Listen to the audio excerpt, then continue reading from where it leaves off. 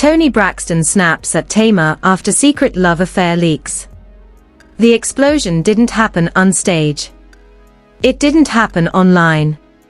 It happened behind closed doors, and by the time the world heard about it, the damage was already irreversible. One leaked screenshot. One familiar name. And suddenly, TONI BRAXTON was no longer the calm, composed legend fans thought they knew. Witnesses swear they heard shouting before they heard glass shatter. A phone slammed. A chair scraped. And then silence, the kind that means something has gone horribly wrong. Because what flashed across Tony's screen wasn't just a rumor. It was Tamar. Linked to a man from Tony's past in a way that felt deliberate, intimate, and unforgivable. A late-night message. A voice note that sounded too close for comfort. And timestamps that raised questions nobody wanted answers to. Within minutes, the leak hit social media like a match dropped into gasoline. Twitter spiraled. Fan pages split. And one chilling phrase began trending worldwide: sister betrayal. Insiders say Tony read the messages over and over, searching for innocence that just wasn't there. Was it a misunderstanding? A setup? Or something far worse, that had been hiding in plain sight for years? Because this wasn't just about a man, it was about history, rivalry, and wounds that never fully closed. The Braxton sisters have sold unity for decades, but those closest to them whisper that the real story was always darker, quieter, and far more volatile. And when Toni finally snapped, she didn't call her team. She didn't call her publicist. She demanded Tamar, immediately. Because if the rumors were true, this wasn't just family drama. This was a betrayal that could tear the Braxton legacy apart forever. The hallway felt too small for what was about to happen. Toni Braxton's voice cut through it before anyone even saw her, sharp and raw, echoing off the walls like a warning siren. A door slammed so hard a framed plaque rattled loose. Someone gasped. Then came the sound that froze everyone in place, a phone smashing against the wall, plastic and glass scattering like shrapnel. Assistants stopped mid-step. Producers pretended to check emails they weren't reading. Nobody moved, because everyone knew this wasn't diva frustration or tour stress. This was personal.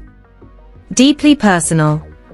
Minutes earlier, Toni had been sitting alone, scrolling absent-mindedly, when a message slid onto her screen that made her blood run cold. A screenshot. Grainy, slightly cropped, but unmistakable. Tamar's name.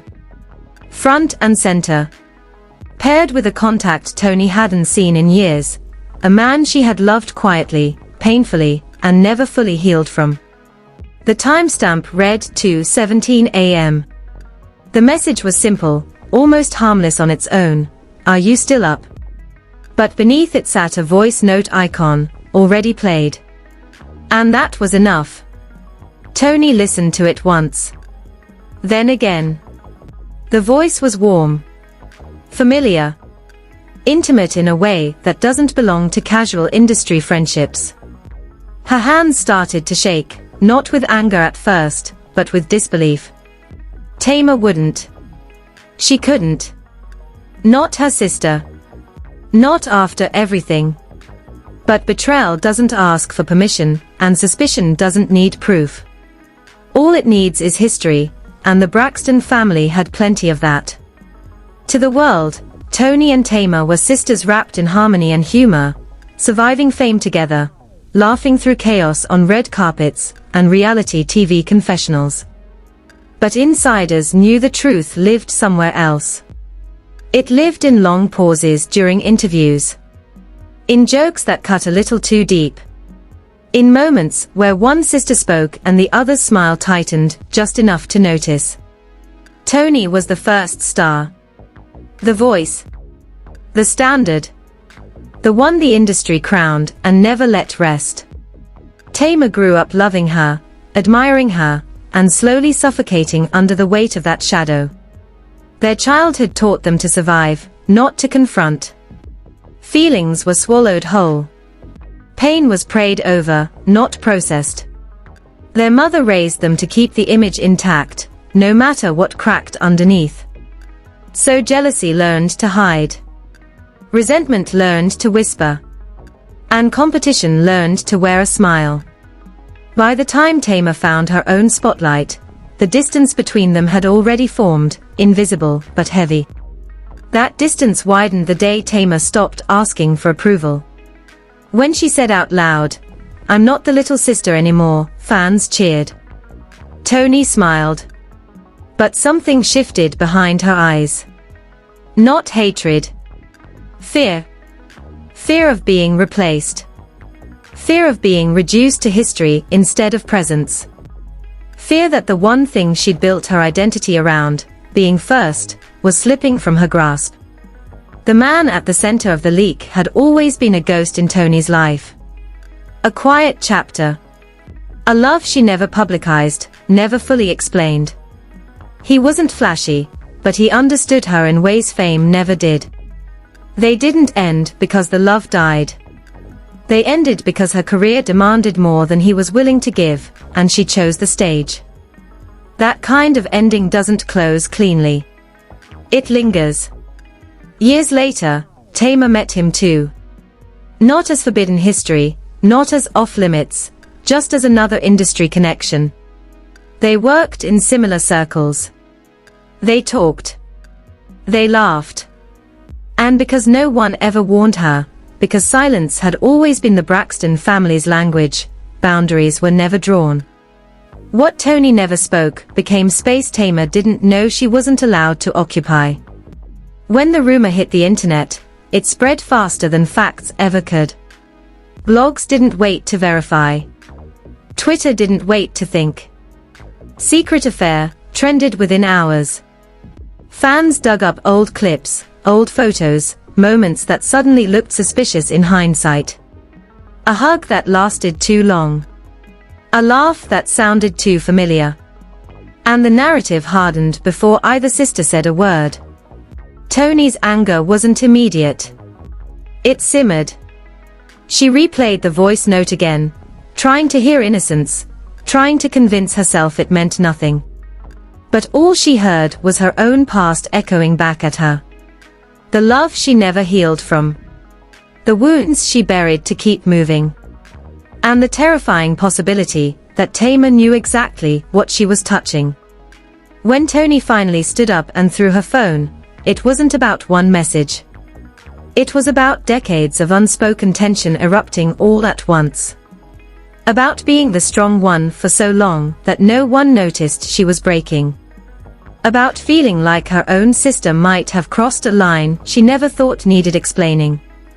She didn't call her publicist. She didn't call her manager. She demanded Tamar, immediately. Staff watched her storm down the hallway, heels striking the floor like punctuation marks on a sentence she'd been holding in her chest for years. Someone whispered, "Should we stop her?" Another shook their head. You don't stop a reckoning once it's in motion. TONI sat in her car, hands trembling, staring at Tamar's contact photo, smiling, frozen in a moment before everything went wrong. She pressed call. It rang once. Twice. Tamar answered with her usual lightness, unaware the ground was already cracking beneath them. TONI didn't let her finish a greeting. "What is this?" she demanded. "Who were you messaging at 2 in the morning?" Tamar paused. Not long.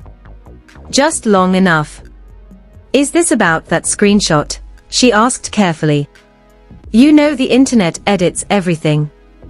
"Don't play with me," TONI snapped. "You know him." Another pause. This one heavier. Recognition slid into Tamar's voice. "You really think I'd do that to you?" she asked. "I'm your sister." TONI wanted to believe her. Desperately. But doubt had already taken root. "You knew what he meant to me," TONI said quietly. "You knew." Silence answered her. The call ended, but the damage kept spreading like a crack racing across glass. Toni didn't cry. She didn't scream. She drove. Fast. Past streetlights that blurred into streaks. Past memories she thought she'd locked away. Past the version of her life where Tamar was just her baby sister, and not a question mark burning a hole through her chest. By the time she pulled into her driveway, the internet had already decided this story for her. Hashtags multiplied. Fan accounts turned into war rooms. Screenshots were zoomed, enhanced, circled, recircled. And a single phrase kept surfacing like a threat: "This isn't new." Within hours, a second leak appeared, this one uglier. A string of messages allegedly pulled from a cloud backup, posted by an anonymous account that had never existed before that night. The texts weren't explicit, but they were loaded. Late-night check-ins. Inside jokes. A voice memo time-stamped after midnight with the caption, "Play this when you're alone." The comments exploded. "That's not innocent. That's emotional cheating. That's your sister's man." No one asked when the messages were sent. No one asked who leaked them. The story had momentum, and momentum doesn't wait for facts. Tamar watched it all unfold in real time, phone vibrating non-stop, mentions climbing into the thousands. Friends texted to ask if she was okay. Industry contacts went silent. One producer messaged, "We need to talk tomorrow." That's when she knew this wasn't just family drama anymore. This was about to become business. Brand safe. Risk assessment. Damage control. Tamar had lived her whole life being called too much, and now the world was deciding she was too dangerous. She considered posting a denial. She typed it. Deleted it. Typed again. Deleted again. Because the truth, or her version of it, wouldn't fit in a caption. And then, as if summoned by chaos itself, her phone buzzed with a number she hadn't seen in years. The man. The ghost. The name nobody wanted to say out loud. She stared at it, heart pounding, knowing whatever he said next could either save her or destroy everything. "Did you see it?" he asked when she answered. His voice sounded exactly like it did in the leaked memo. Calm. Controlled. Unbothered. "Yes," Tamar said. "Why are you calling me?" "Because this was always going to come out," he replied. "And now you have a choice." That word landed heavy. Choice. Tamar had spent her life feeling like she never had one. A choice to do what? She asked. To stop pretending, he said. Or keep letting them write your story. Meanwhile, across town, Toni finally checked her phone again, and felt the floor drop out from under her. The leaks were worse than she imagined. The tone. The familiarity. The way Tamar's name sat next to his like it belonged there. Rage flared, but underneath it was something colder. Fear. Not of the affair itself, but of what it suggested. That Tamar might know things Toni never told her. That the past she thought she controlled was being rewritten without her consent. Her manager called. Then her lawyer. Then her sister to wander. Toni ignored them all. Instead, she called her mother. Did you know? Toni asked the moment the line connected. A pause. Just a breath too long. Know what? Evelyn replied carefully. That he was in Tamar's life, Toni said. That he was ever an option. Another pause. Longer. Heavier. And in that silence, Toni heard something she hadn't heard before, guilt. Not like you're thinking, her mother said. And not the way they're spinning it. They? Toni snapped. Mom, this is everywhere. I tried to keep things from getting complicated, Evelyn said softly. For all of you. The words hit Toni like a confession without details. Before she could push further, Evelyn changed the subject, urging calm, prayer, patience. Toni hung up feeling worse than before. Because now the question wasn't just what Tamar had done, it was who else had known, and how long they'd all been lying to her face. That night, Tamar met the man in person. No cameras. No witnesses. Just two people sitting across from each other with history humming between them like exposed wiring. He slid his phone across the table and played something she hadn't heard before. A recording. Old. Grainy. A conversation between him and a woman whose voice Tamar recognized instantly. Their mother. In the recording, Evelyn talked about timing. About protecting the main brand. About not letting Tamar get distracted when Toni needs stability. It wasn't cruel. It was strategic. And somehow that made it worse. Tamar felt something inside her shift. This wasn't about romance anymore. This was about control. About who was allowed to know what, and when. Why are you showing me this now? Tamar asked. Because you're ready to stop being the afterthought, he said. And because if this comes out, it changes everything. Across social media, celebrity reactions poured in. Some subtle. Some loud. A singer liked a tweet that read, "Families hide the worst secrets." Another posted a vague message about truth always finding air. Fans dissected every interaction, every follow, every silence. The Braxton brand, once synonymous with unity through chaos, was splintering in public view. Toni finally broke her silence with a statement that said everything and nothing at once. I love my sister. I'm hurt. I'm handling this privately. The word privately became a joke online within minutes.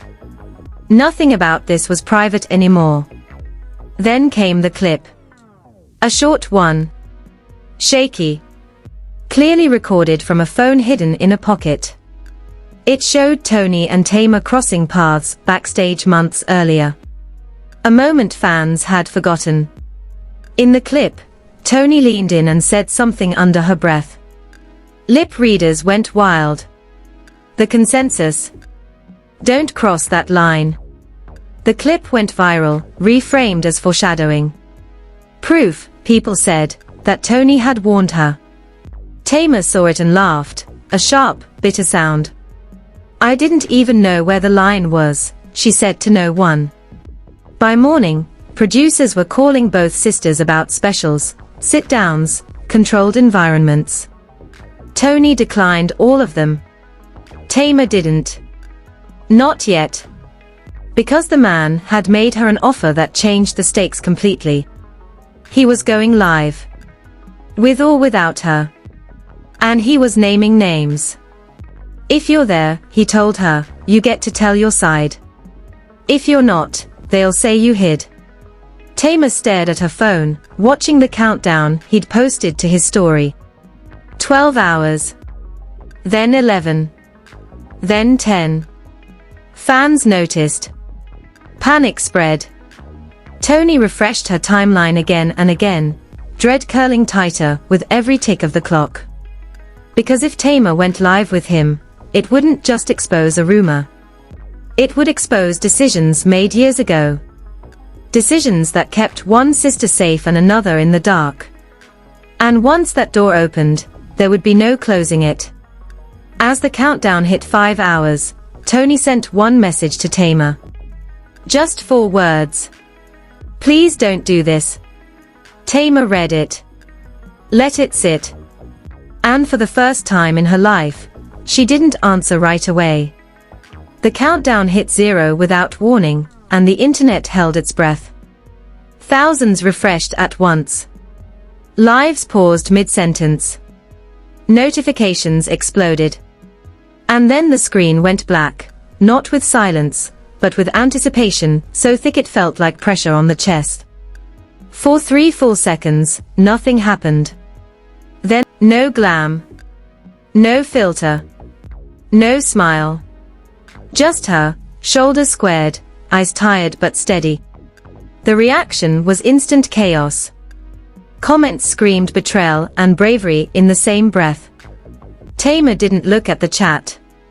She looked straight into the camera like she'd been rehearsing this moment in her head for years.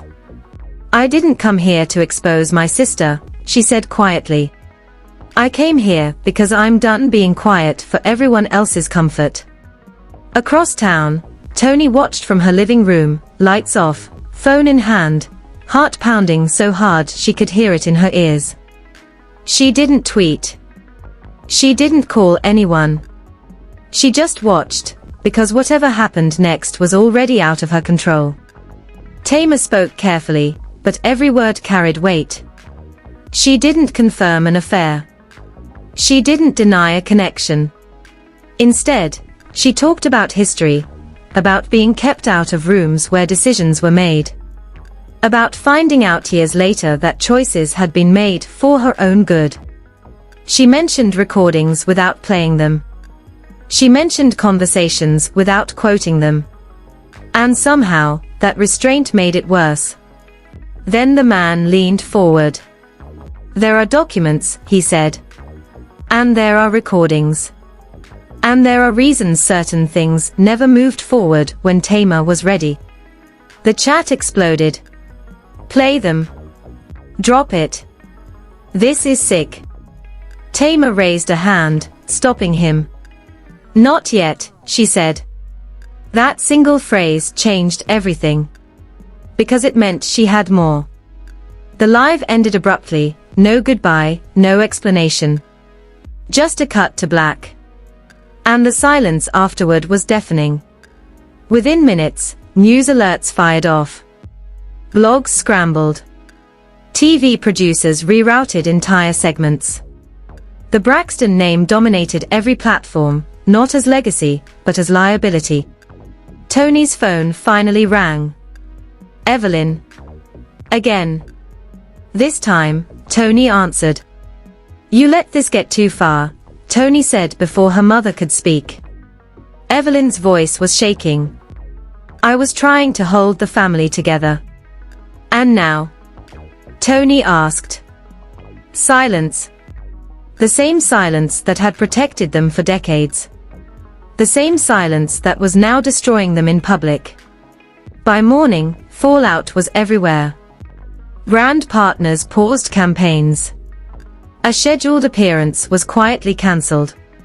A reunion special was postponed indefinitely. Tamar's socials gained followers by the hundreds of thousands, and lost just as many. Toni's fanbase fractured, some defending her fiercely, others questioning everything they thought they knew. Then came the second leak. Not from the man. Not from Tamar. From someone else entirely. A short audio clip hit the internet with no context, no watermark, no source. Just voices. 2 of them. One unmistakably Toni's. The other distorted, but familiar enough to spark instant recognition. In the clip, Toni sounded younger.